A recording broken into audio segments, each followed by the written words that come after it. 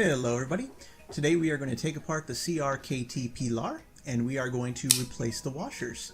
So we have some upgraded bronze washers and these are going to replace the original stock nylon washers when we take this knife apart. So I always tend to take off the pocket clip when I'm disassembling a knife. It just helps so that the knife doesn't rock side to side when you lay it flat. So that's always step number one. And so I noticed when taking apart the CRKT Pilar, don't make the same mistake I did right now. You're going to hear that nasty crunching sound right about now.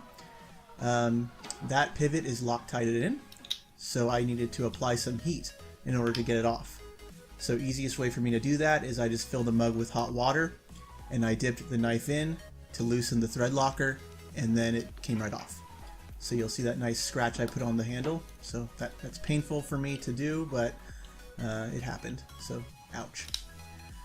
So we're just going to disassemble this knife, and this particular CRKT Pilar is the version with the carbon fiber scale as well as the upgraded blade steel. And there were two different variants with the carbon fiber scale. There was the 12C27 blade, and I think they had an S35VN blade as well. This is the first variant, which has the 12C27 blade. So once the Loctite was loosened, the pivot screw came right out. And so I'm just going to try and work off the scale once we get these screws out.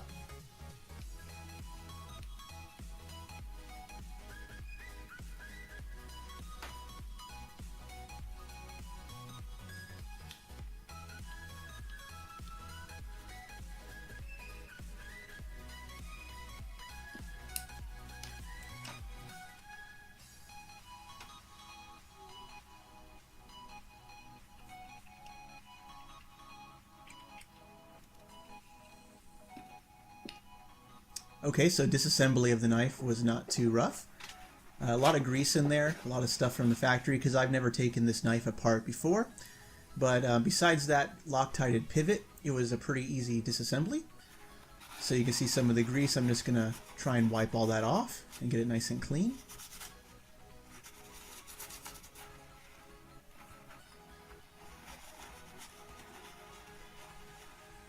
So just to note when you're taking this knife apart, that pivot is a D-shaped pivot, and I know most knife companies use those so that the pivot won't spin as you're attempting to take it apart. Unfortunately though, on this carbon fiber scale, the hole is just a circular hole, so it kind of renders the D-shaped pivot kind of useless for that purpose. So you'll see a close-up to that in a second. These washers are both identical in size, whereas the original nylon washers, you can see one is oversized. So other than that, dimensions look about the same in terms of thickness.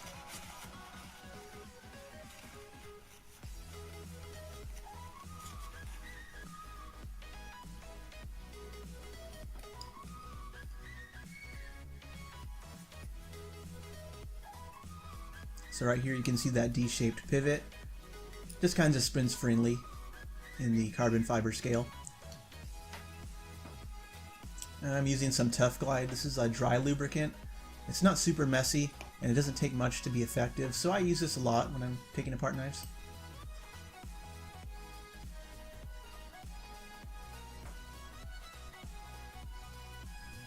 So on the website where I bought these washers, Parson Bladeworks, they recommend you use the rounded side of the washer facing towards the blade. And you'll notice when you buy them that there's kind of a smoother side of the washer and a more striated side. So it's kind of hard to tell. It'd be an easy mistake to make putting it back together like that. So putting that pivot back in, I just had to use some finger pressure so it wouldn't spin. So luckily, reassembly came back pretty easily.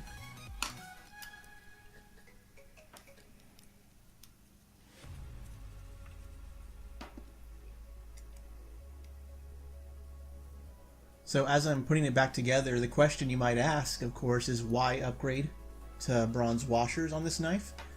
And honestly, it's one of those things just because the original nylon washers, they are perfectly functional.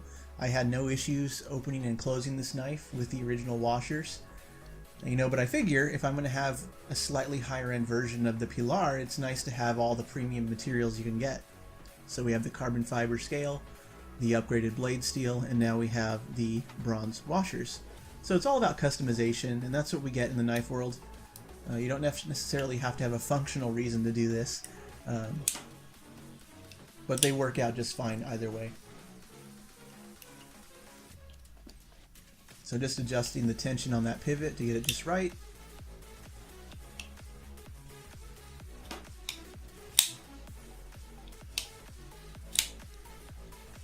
So now I'm not affiliated with Parson's Bladeworks or anything.